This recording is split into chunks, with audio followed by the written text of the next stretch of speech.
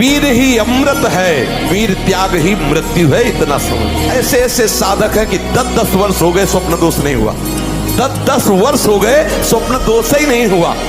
ऐसे भी उपासक है हमारे पास है, अपने पास है, 10 वर्ष हो गए स्वप्न दोष ही नहीं हुआ।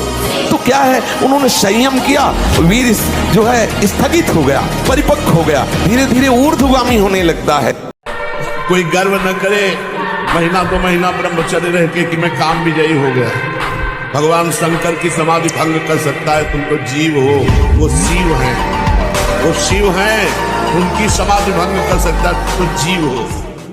ये जो ब्रह्मचर्य का नाश करते रहते हैं ना, उनकी मेधा शक्ति क्षीण हो जाती है, उनकी स्मृति शक्ति क्षीण हो जाती है, स्वभाव में चिड़चिड़ापन आ जाता है, दिमाग में ज्यादा मतलब बल लगाने की सामर्थ्य नहीं रह जाती। अगर बार बार कोई प्रश्न उत्तर करे तो एकदम, तो इसलिए बहुत थोड़ा सावधान। सोचो अभी 12 वर्ष का बच्चा है, अब उसने गंदे आचरण शुरू कर दिए, वीर नाश करना शुरू कर दिया। अब वो जब 22 वर्ष का होगा उसकी हालत खराब हो जाएगी।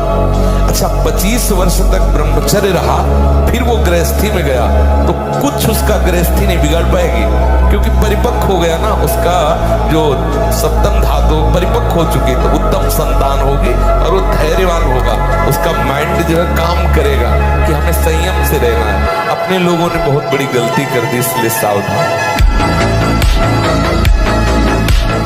अगर आप शुद्ध ब्रह्मचर्य रहना चाहते, स्वप्न दोष से निपटना चाहते, तत्काल व्यायाम कीजिए, 30 मिनट कम से कम। दंड है, बैठक है, और भी आसन है योगियों ने बताए हैं, और फिर 20 मिनट कम से कम प्राणायाम कीजिए, कपालभाति, अनुलोम विलोम आदि जो भी आप सीख पाए। और इसके बाद 30 मिनट तक कोई खान पान न कीजिए। प्राणायाम व्यायाम के 30 मिनट तक ना आप चाय पीजिए ना पानी। चाय तो बड़े बूढ़ों की बात है, आपका शरीर रोगी हो तो चाय की जरूरत क्या है। ब्रह्मचारी अपने आप में इतना चाय होता है कि उसे जरूरत ही नहीं दूसरे किसी गर्म पदार्थ पाने की। नवयुवक हैं, हाथ पैरों के जोड़ों में दर्द मालूम दे रहा है, शिथिलता हो रही, दिमाग में एक सनसनी बनी रहती है, आपको ये अश्लील चित्र देखना अच्छा लगता है, गंदी बातें करना अच्छा लगता है, ये सब उसी हस्त क्रिया का परिणाम है। अब ये बच्चे की अवस्था है, इस समय तो बिजली जैसा पावर शरीर है। 18-20 की अवस्था मतलब समझते तो उद्दंडता की मूर्ति, और हर समय एक शरीर में दिव्य तेज, दिव्य कांति, दिव्य उत्साह। अब आजकल के 15-18 वर्ष के ऐसे बच्चे हैं कि अगर 4 सीढ़ी चढ़ के आए तो गांठों में ऐसे आदत। सबके हृदय में परमात्मा विराजमान है। जो ही अधर्म करने चलोगे तो पहले एक झीनी सी आवाज आएगी, ए गलत करने जा रहे हो, ये पाप है। अब उसे ना सुनो तो कर डालो मनमानी, फिर वो हो जाएगा। अंदर सबको भगवान संकेत करते हैं।